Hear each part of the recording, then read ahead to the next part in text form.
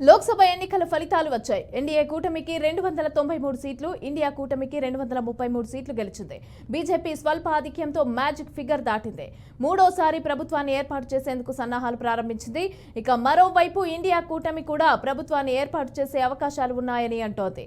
ఈ క్రమంలో అధికార, ప్రతిపక్ష పార్టీలు ఆ దిశగానే చర్చలు జరుపుతున్నాయి. ఇవాళ సాయంత్రం 6 గంటలకు ఇండియా కూటమి కీలక సమావేశం కానుంది.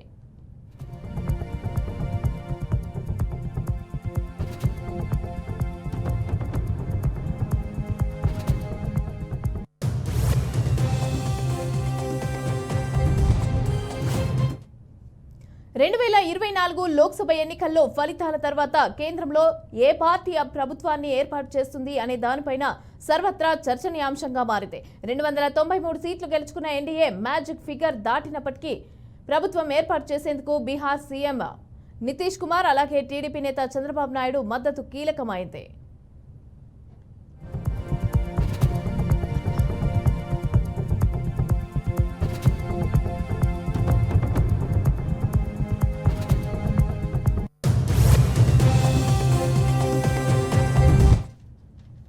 ఈ క్రమంలో వీరిద్దరిని ఎటూ వెళ్లకుండా కాపాడుకునే ప్రయత్నంలో బీజేపీ అధిష్టానం ఉన్నట్లు తెలుస్తోంది. మరోవైపు కాంగ్రెస్ కూడా ప్రభుత్వం ఏర్పాటుకు తమకు అవకాశం ఉందని కూడా భావిస్తోంది. అయితే ఈ క్రమంలో తమతో కలిసొచ్చే అన్ని పార్టీలతో చర్చలు జరుపుతోంది. ఇవాళ జరిగే ఎన్డీఏ, ఇండియా కూటమి కీలక భేటీల్లో కేంద్రంలో ప్రభుత్వం ఏర్పాటుపై ఓ కొలిక్కి రానుంది.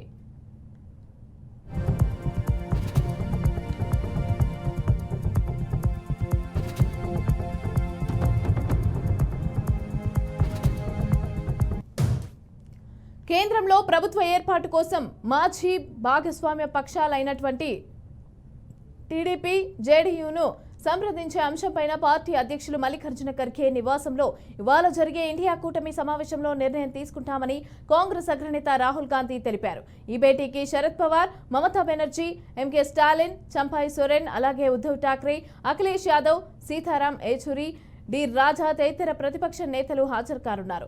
తాజా లోక్సభ ఎన్నికల ఫలితాల్లో కేంద్రంలో ప్రభుత్వ ఏర్పాటుకు అవసరమైన 272 స్థానాలు బీజేపీకి సొంతంగా రాని నేపథ్యంలో ఆయన ఈ వ్యాఖ్యలు చేసింది.